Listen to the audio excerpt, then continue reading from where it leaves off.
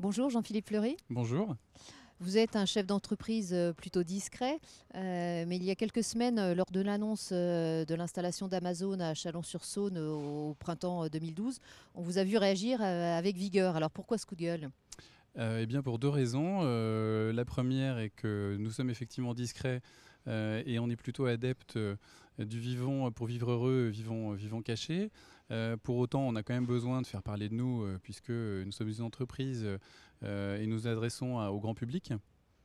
Et là, c'était l'occasion, je pense, de prendre la parole, voir le traitement médiatique qui est fait concernant Amazon, qui n'a pas besoin de publicité et a priori pas besoin des aides qui lui ont été accordées, m'a un petit peu fait bondir quand nous, on a les pires difficultés à faire parler de nous et de notre petite réussite à nous, franco-française. Et justement, ce qui vous a fait réagir, c'est aussi cette question d'aide. Alors, chez Matériel.net, vous n'avez jamais sollicité d'aide depuis la création? Nous n'avons jamais sollicité d'aide puisque nous n'en avons jamais eu besoin. Ça ne m'est jamais venu à l'esprit d'aller quémander de l'aide pour développer nos propres projets. Donc on a eu la chance de ne pas en avoir besoin, tant mieux. Non, ce qui m'a fait bondir et réagir, c'est qu'on puisse accorder autant d'attention à Amazon quand dans le même temps, ce sont des gens qui sont pointés du doigt pour une raison plutôt fiscale, économique, qui est que établi au Luxembourg, il profiterait de conditions fiscales très avantageuses et que l'État français aimerait bien pouvoir recouvrer son dû. Donc ce qui m'a fait effectivement bondir. Voilà. C'était ça. Alors vous, Matériel.net, vous avez franchi en 2011, soit à peu près 12 ans après votre création, la barre symbolique des 100 millions d'euros de chiffre d'affaires. Qu'est-ce qui explique la réussite de Matériel.net? Le plus important est qu'en fait, on n'a jamais dévié de notre idéal e-commerce, à savoir un e-commerce très orienté client, premièrement, et deuxièmement, très spécialisé. Aujourd'hui, nous traitons que du matériel informatique et high-tech. Donc toute notre énergie est mise vraiment pour apporter le meilleur service sur cette typologie de produits très particulière. Et je pense qu'on trouve écho auprès de notre public, ce qui nous donne une croissance supérieure à celle du marché, en tout cas. Et encore cette année, on reste en croissance, alors que le marché, lui, est en très nette décroissance.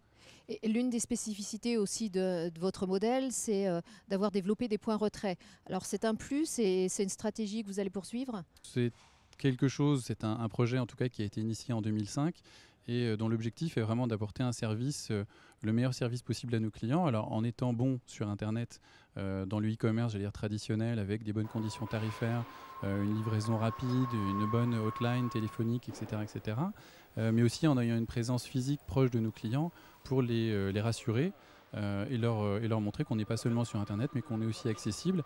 S'il y a une difficulté de pouvoir venir nous voir directement dans nos agences, rencontrer nos collaborateurs, on souhaite vraiment pouvoir s'assurer derrière que le matériel va bien fonctionner et qu'en cas de difficulté, voilà, on trouvera écho auprès de l'entreprise. Vous disiez le contexte est quand même un peu plus difficile, mais vous avez décidé de maintenir en 2012 un investissement dans un agrandissement de votre plateforme. Vous préparez l'avenir?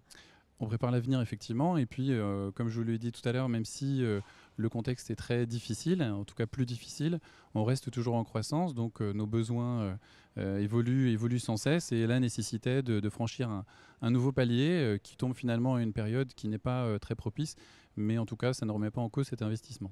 Alors on approche de Noël, grosse période d'activité pour vous, j'imagine. Tout à fait. Comment ça se présente? Est-ce que vous avez le sentiment que les consommateurs vont se restreindre? Je pense que là, en ce moment particulièrement, et notamment avec toutes les annonces gouvernementales, fiscalo, etc., je pense que le consommateur a un peu subi ces dernières semaines, ces derniers mois. Mais je pense qu'à Noël reste Noël et que les clients seront toujours au rendez-vous, d'autant qu'il va y avoir quelques nouveautés.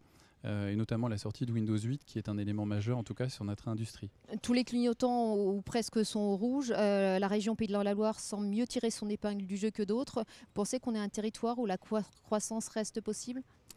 La croissance reste possible partout. Après, c'est juste l'écosystème qu'il faut réunir, tous les ingrédients soient présents pour s'assurer d'une bonne croissance.